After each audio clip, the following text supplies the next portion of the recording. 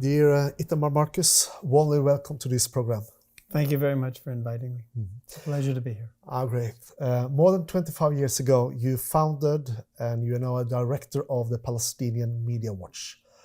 What is the background and why did you found this organization? Israel started a so-called peace process with the Palestinian Authority, and there was terror right away. There were things that didn't make sense. We wanted to know what was the Palestinian Authority telling its own people. We knew what they were telling Israel. We knew what they were telling the Norwegians. We knew what they were telling negotiators. We wanted to know what were they telling their own people, and in particular, what were they teaching their children? Were they telling the children that Israelis were going to be peace partners, or were they telling the children that they had to destroy Israel and had to destroy the Jews? This is what we had to decide. This is what we had to find out because the Israeli government didn't know it and the international community didn't know it. What did you find? We found that the Palestinian Authority has two different messages. They have a message to the international community, one of peace, and they have a message to their own people that Israel has no right to exist. Israelis are usurpers. Jews had no history in the land and came and stole their land. It's a complete mythology that they create to deny Israel's right to exist. And then to make it even worse, they say, Jews are such a problem. Jews are such a problem that Jews almost don't even have a right to exist. The Jews are hated by the world because of what they do. Allah hates the Jews. They're Allah's enemy. You put all of this together and you realize that the Palestinian Authority was never, ever from the first moment interested in peace. They were interested in getting a foothold in the land and continuing their terror from there. How have you been working throughout these 2 decades? So we have a staff, today we have 16 people. We have translators who every day go through everything that's happening in the Palestinian world. We go through the leadership's Twitter accounts. We go through the leadership's Facebook pages. We go through their official television, the official newspapers. And now we're going through all these different private terror groups that are releasing messages every day. And we get a fantastic picture of what the Palestinian Authority wants from its people. We get such a message of war and terror and hate. It's almost unimaginable that this is happening and that the Palestinian Authority has standing in the international community. It's just shocking. Anyone else who would express the kinds of anti-Semitism that the Palestinian Authority does would not be welcome in any capital in the world. And the Palestinian Authority is expressing the most vicious anti-Semitism at the leadership level, and they're welcome in Oslo, they're welcome in Washington, and they're welcome in Brussels. It's crazy. Why do you think the international society and the politicians are excusing the Palestinian Authority? Well, I'll put them into two categories. There are many government leaders who really don't know. They listen to the Palestinian Authority when they come, and they talk a very, very sweet message, and they just trick them. They deceive them. And that's the role of Palestinian Media Watch. We travel to capitals around the world. We meet with members of government. We meet with foreign ministries. We meet with staffs of prime ministers and presidents. And we show them what's really going on. And we don't tell them, this is my opinion. It's all videos, texts, school books, quotes. This is what they're saying. This is what they're teaching. People are horrified. Look, the work that we have done has cost the Palestinian Authority, the Palestinian Media Watch has done, it's cost them over $2 billion in foreign donations. Directly, because of the stories that we've exposed about the PA. Just to give you one, the biggest one just about was that they pay salaries to every terrorist who's arrested and goes to jail. Very, very high salaries. Today it's about $350 million a year in salaries to terrorists and to families of what they call martyrs, terrorists. A massive amount of money. Why are they asking the international community for money if they're spending $350 million a year to reward terror? So that was a major story. And many countries stopped funding because of it. Like I say, altogether over $2 billion in lost funding because of what Palestinian Media Watch has exposed. You have really been able to reach the decision makers. Absolutely. The decision makers want to know what's happening with their money.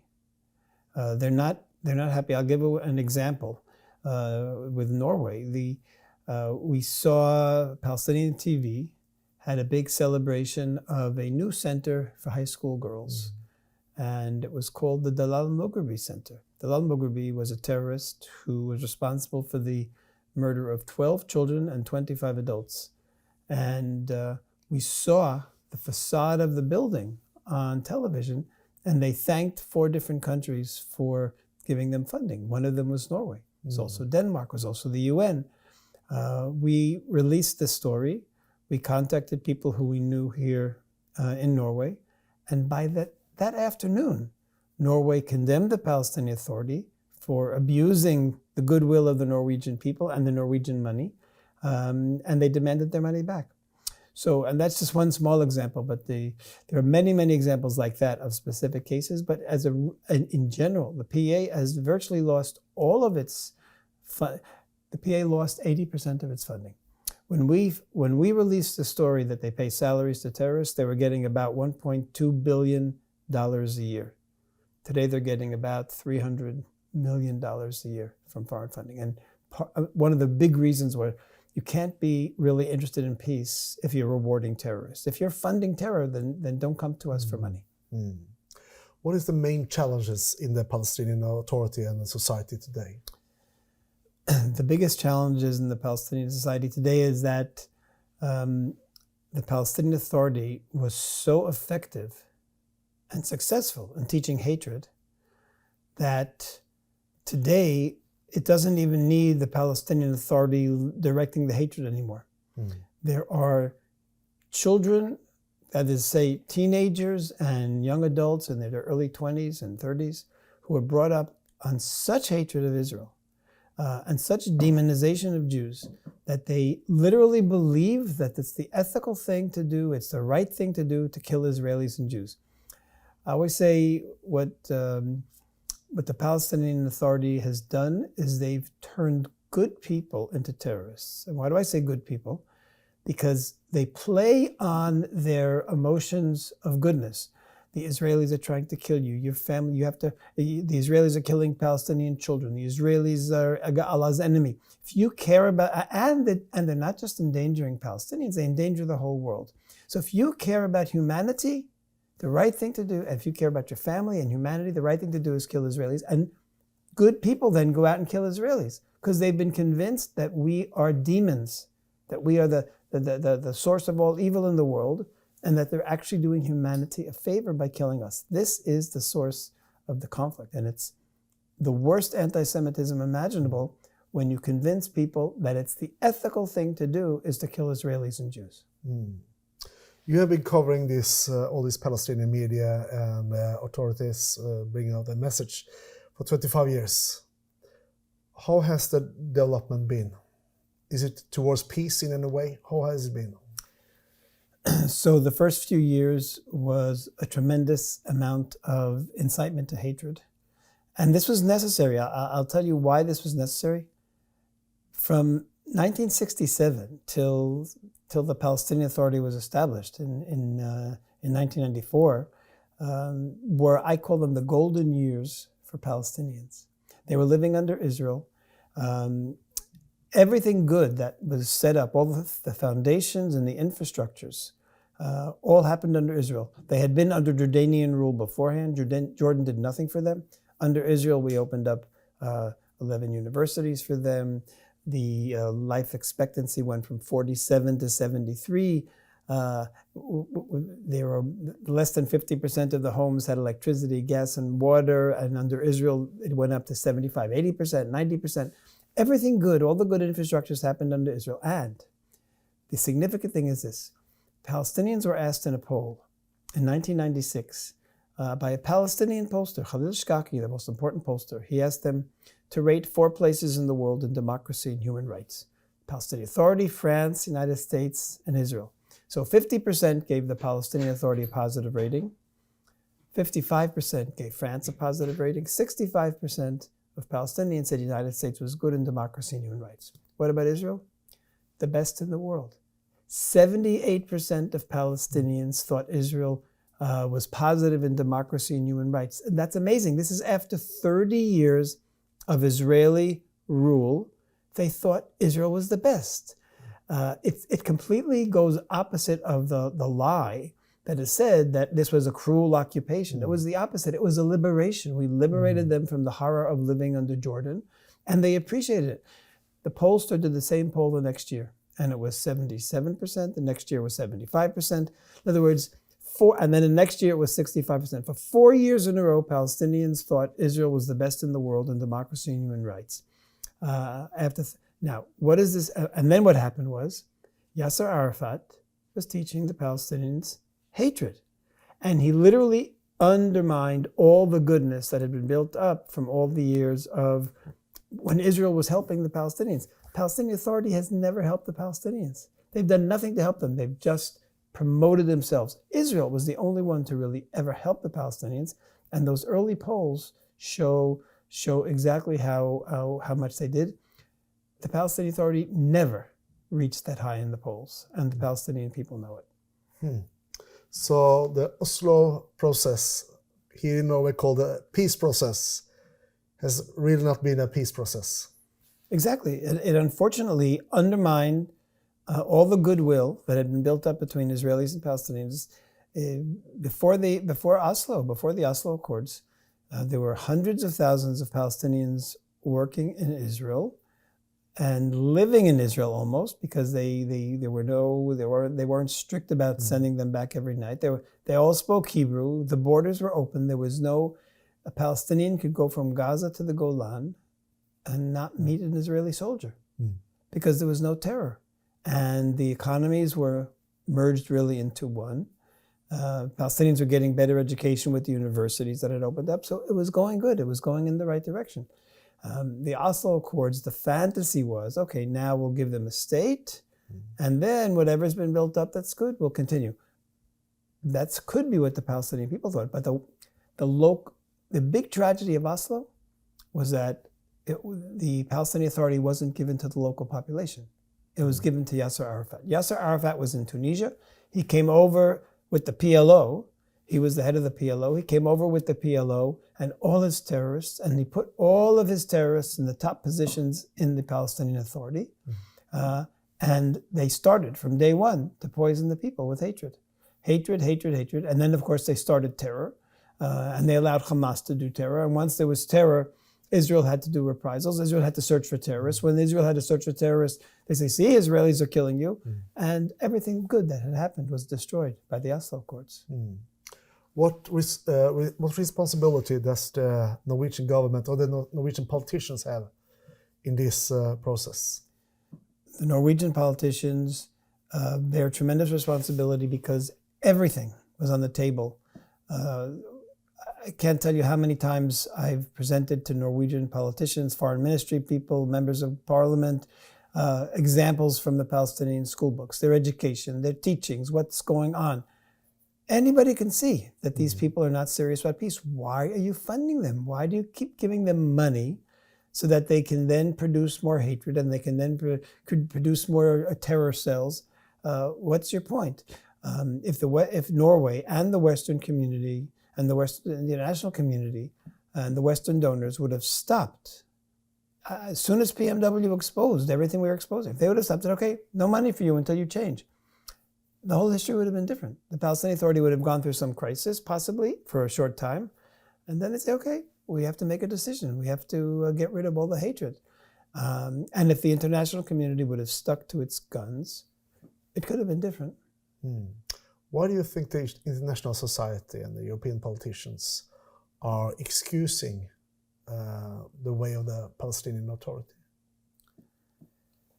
Okay, and for that you need a very top psychologist, I think, because like I say, there's no country in the world that could express the anti-Semitism and hatred and things and terror support that they do and still get funding. Nobody. Why did they put the Palestinians in their own category? There are so many needy groups around the world, so many needy populations around the world that really want to work, that really want to help themselves, that want to build up schools, that want to be educated, that want to develop technology. Why are they giving money to a terror organization that's spending $350 million a year to pay for terrorists directly, in addition to their summer camps and their schools, which raise the next generation of terrorists. Why? So, like I said, it's inexcusable. There might be some hatred of Israel there for no reason, some historical hatred that we've seen for generations and generations. I don't know what it is, but it's irrational. It's irrational, yeah. What are your advice to the Western politicians today? So part of the problem is that today the Palestinian Authority has been successful. And like I said, if the Palestinian Authority were to come to their people today and say, you know what, we've been lying to you. Jews are actually normal people. They're good people. They're not Allah's enemy. We don't have to kill Jews. We don't have to kill Israelis. They have a right to exist. The people would kick them out in a second because they've created a monster. They've created a population that will never be able to live in peace with Israel. Will never. And how do you retrain a whole generation? Well, look at World War II. The whole Nazi Germany monstrosity had to be destroyed, and then the international community was actually in charge of everything, in charge of the education, in charge of everything, ran the show until Germany was a different country. You need to detoxify this population. They are literally, the kids were poisoned. I don't blame them for hating Israel. They've been poisoned with so many lies. And now they need some kind of period of detoxification. And that's where the foreign money should be going to. What is this conflict really about? The greatest myth is that the conflict is about land. And it's the driving philosophy behind Norwegian international relations in the area, the UN, the EU, in the United States under almost all presidents, the belief that it's about land. It's not about land. The Palestinians were offered essentially all the land that was Jordanian initially and before 1967, but they were offered all of that land by Ehud Barak. They were offered that by Ehud Olmert. In fact, Ehud Olmert was even offering them more land than Jordan had before. So if it was just land, they would have taken it. If you listen to what they say, and I've said this before, there is a vicious Islamist hatred of Jews. I'll give you an example. The top religious figure, Mahmoud al-Abbas, he gives almost all the sermons on Friday on television. And in his sermons, in his recent sermons, he has said the most incredible things. His most recent one that was anti-Semitic, he told Palestinians that there has been a war throughout history between Satan and the good people on the earth, and that the Jews decided to side with Satan, and that the Jews then are actually adopting satanic lifestyle. And he said, today, people that look like humans are actually Satan. They look like you, they look like human beings, but they're actually Satan. He literally said to them on TV that in his Friday sermon, the Jews are Satan. A few months ago, he had a sermon where he talked about the Jews being humanoids. Humanoids, and then he said, in the shape of humans, but not humans, descendants of monkeys and pigs. So connected to Satan, bringing the evil in the world. Connected to animals, have no, you can be killed. You're just an animal in the form of a human. And this is the top religious figure. How is the Palestinian going to think that Israel has a right to exist if we are Satan himself? If we are Satan, and this is the top religious figure who is still giving all the sermons on TV. And very close to Mahmoud Abbas. So these are just a couple of examples of the kind of hatred that's disseminated about Jews, and like I said, and that's what the conflict is about. The conflict is about wanting Israel to be destroyed. They say that to their people openly. We hear the children are brought up in the schools to see the conflict as something that's going to end with not peace with Israel, but with Israel's destruction.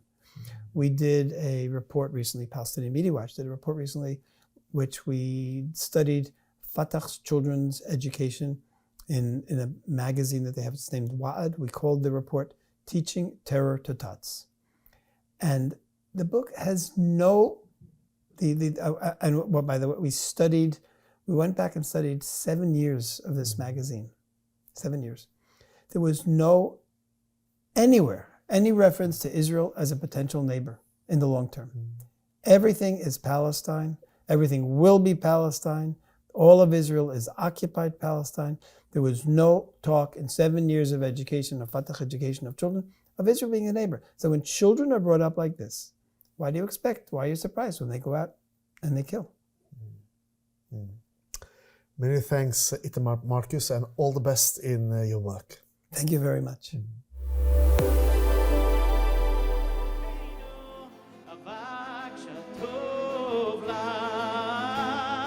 من بهر تو بهر من با هم هستیم برادر او شاه ماست خدای ماست از حال تا به ابد لمن بیت השם אלוהינו אבק שטוב לגוי למען בית השם אלוהינו אבק שטוב לך sing like la la la la la la la la la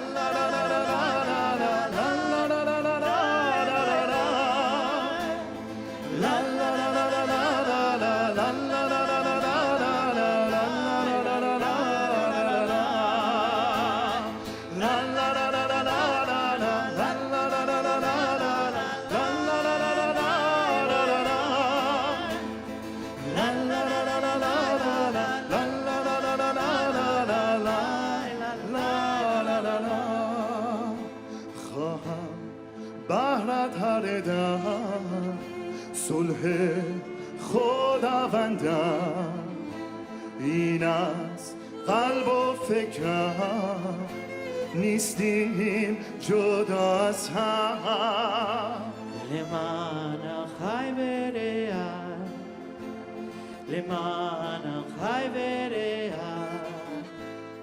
ادبرنا شالوم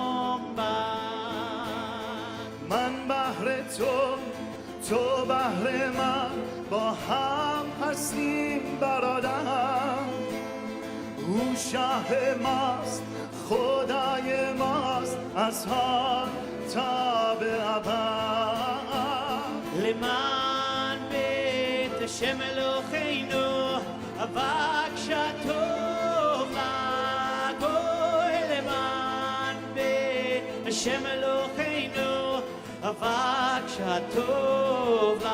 One last time, la la la la la la la la la la.